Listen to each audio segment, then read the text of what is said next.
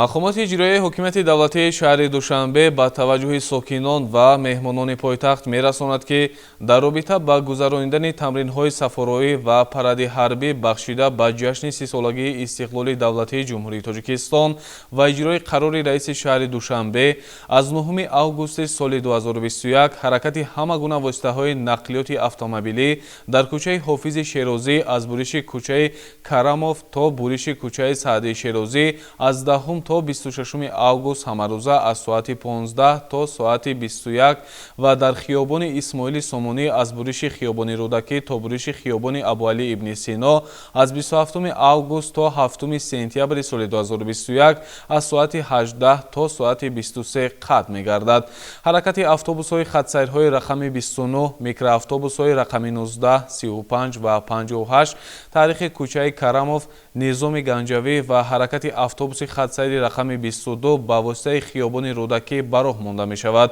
аз ин лиҳоз аз ронандагони ҳама гуна воситаҳои нақлиёти автомобилӣ эҳтиромона хоҳиш карда мешавад, ки аз кӯчаву хиёбонҳои Ҳамшафат ба кӯчаи Ҳофизи Шерозӣ ва хиёбони Исмоили Сомонӣ истифода баранд.